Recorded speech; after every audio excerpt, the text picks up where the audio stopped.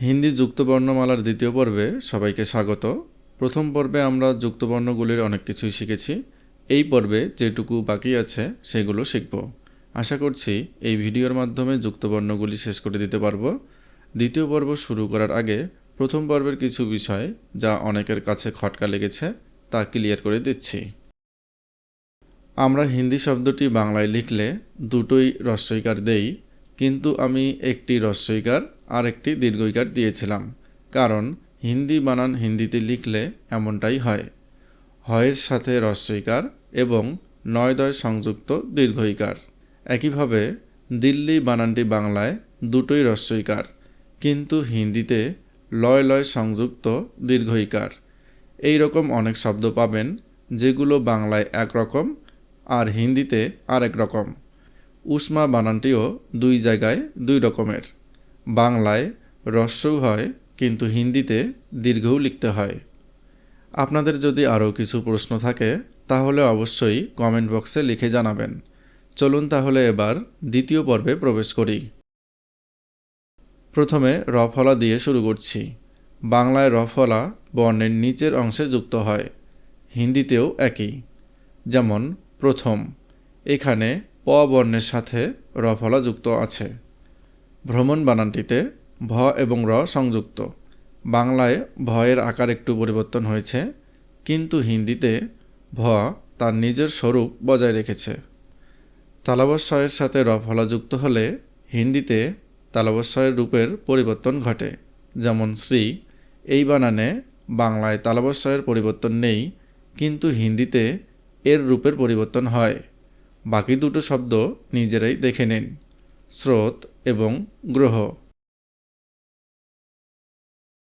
রফলা এমন একটি যুক্তবর্ণ যা কোনো বর্ণের পরে যুক্ত হয়, অর্থাৎ দুটি বর্ণ যুক্ত হলে দ্বিতীয় বর্ণ র থাকলে সেই রটি রফলা হয়ে যায়। তেমনি দুটি বর্ণের মধ্যে র প্রথম স্থানে থাকলে সেটি রেফ হয়ে যায়। যেমন বর্ষা, এখানে র এবং মূর্ধন্য যুক্ত আকারে আছে। র বর্ণটি রেফ আকারে মূর্ধন্যের উপরে বসেছে। বাংলা এবং হিন্দিতে রেফের নিয়ম একই, বর্ণের উপরে বসে। এই রকম আরও কয়েকটি শব্দ দেওয়া হলো। শর্মা, দর্পণ। জফলা হচ্ছে অন্য বর্ণের সাথে অন্তস্থ জ যুক্ত হওয়া। বাংলায় জফলা যুক্ত হওয়া বর্ণের পরে বসে। যেমন ন্যায়, এখানে ন এর সাথে অন্তস্থ জ যুক্ত হয়েছে, তাই নয়ের পরে জফলা। হিন্দিতে ন এবং অন্তস্থ জ দুটোই পরিষ্কার বোঝা যায়। অন্তস্থ জ নিজের রূপ ধরে রাখে, কিন্তু বাংলায় জফলায় পরিণত হয়। আরও দুটি উদাহরণ দেখে নিন, ভাগ্য এবং সভ্যতা।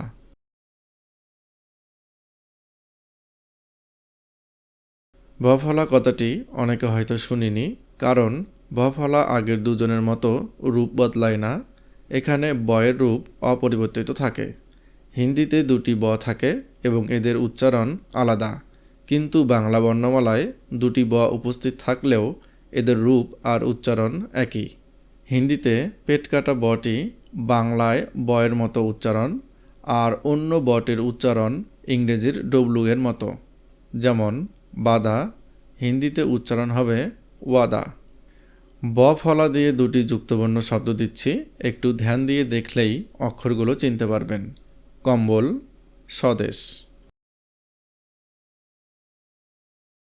হ দিয়ে যুক্তবর্ণগুলি নিচে দেওয়া হলো। চিহ্ন, এই শব্দে রয়েছে হ এবং নয়ের সংযুক্ত রূপ। এখানে বাংলায় রূপটি অন্যরকম, কিন্তু হিন্দি অক্ষরগুলো স্পষ্ট বোঝা যায়।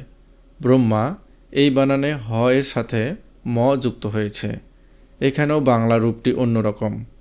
হ এর সাথে যে বর্ণই যুক্ত হোক না কেন, হিন্দিতে মোটামুটি স্পষ্ট সব অক্ষর বোঝা যায়। ক দিয়ে সংযুক্ত শব্দের কয়েকটি উদাহরণ। ক্রম, এখানে ক এবং র ফলা যুক্ত আছে। ভক্ত, এখানে ক এবং ত সংযুক্ত।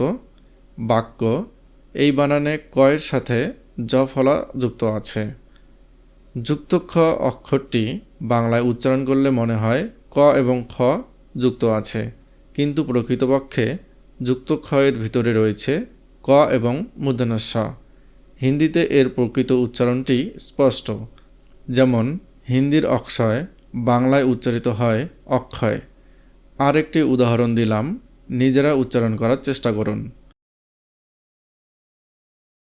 বর্তমান হিন্দি ভাষায় আনুনাসিক বর্ণগুলির সংযুক্ত রূপ সহজে একটি বিন্দুর দ্বারা লেখা হয়। বিন্দুটি হচ্ছে অনুস্বার। এই অনুস্বার হল সংযুক্ত আনুনাসিক বর্ণের সংক্ষিপ্ত রূপ।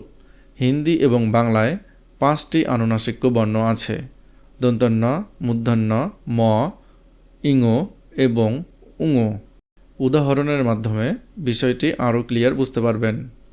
প্রথম পর্বে গম্ভীর বানানটি বোঝানোর সময় যে হিন্দি বানানটি দিয়েছিলাম সেটি ছিল পুরাতন রূপ। এখন গম্ভীর এইভাবে লেখা হয়। আধুনিক হিন্দি বানান রীতি অনুযায়ী শব্দের মাঝখানে যুক্তাক্ষরের জটিলতা কমাতে এবং টাইপিং সহজ করতে আনুনাসিক বর্ণের পরিবর্তে অনুস্বার ব্যবহারের নিয়ম করা হয়েছে। ভারত সরকারের কেন্দ্রীয় হিন্দি নির্দেশনালয় এই রূপটিকেই মানক বা স্ট্যান্ডার্ড হিসেবে স্বীকৃতি দিয়েছে।